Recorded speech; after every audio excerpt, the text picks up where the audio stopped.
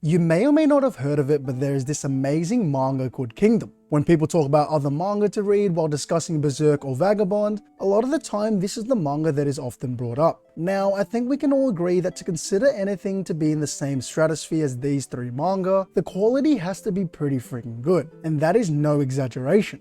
If anything, that might even be an understatement. And maybe you could argue that Vinland Saga should be thrown in there too. I myself do enjoy Berserk, Vinland Saga and Vagabond, all of which being in my top 5 manga. But Kingdom, oh boy, is something different. But before we continue, make sure to subscribe for new Kingdom videos every week.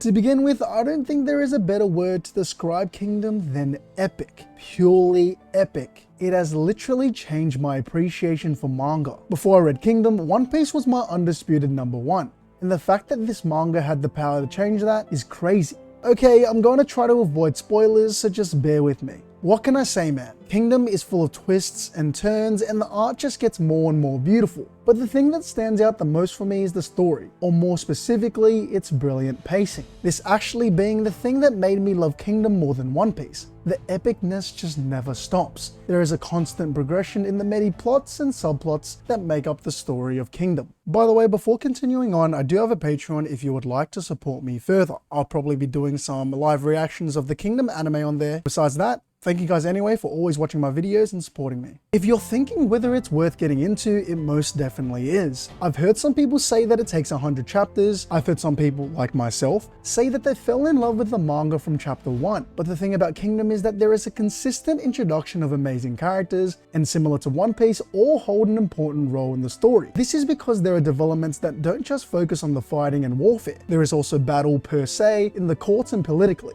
and also a clashing of philosophies and morals. The main character in Kingdom is Shin. To put it simply, he is trying to become the greatest general under the heavens. Sound familiar?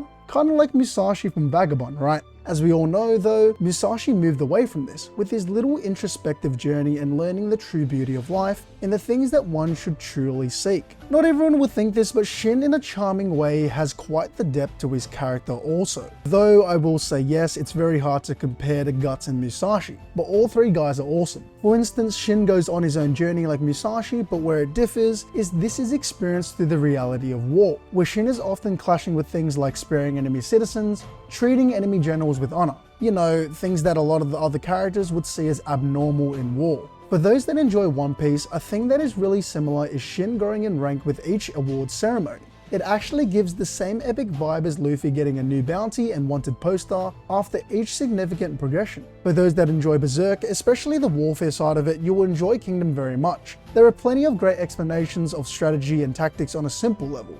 People might dislike this, but this actually makes it more enjoyable to read and understand. I've also seen people say that the King of Chin, which is the main country Kingdom story, could be somewhat like Griffith, because he is introduced as a super graceful and benevolent king that will not ever stray from his path of unifying China. Sounds familiar, right? Except unlike Griffith, Say didn't sacrifice all of his loved ones. But who knows, maybe he will one day for the sake of his path, just like Griffith did. All in all, I just think Kingdom deserves to be in that conversation with Berserk, Vagabond, and most definitely Vinland Saga. I mean, Kingdom isn't even included when talking about the seinen big 3. Did you enjoy this video? Check out my other videos. Be sure to subscribe and ring the bell to stay updated on my latest videos. I appreciate you guys.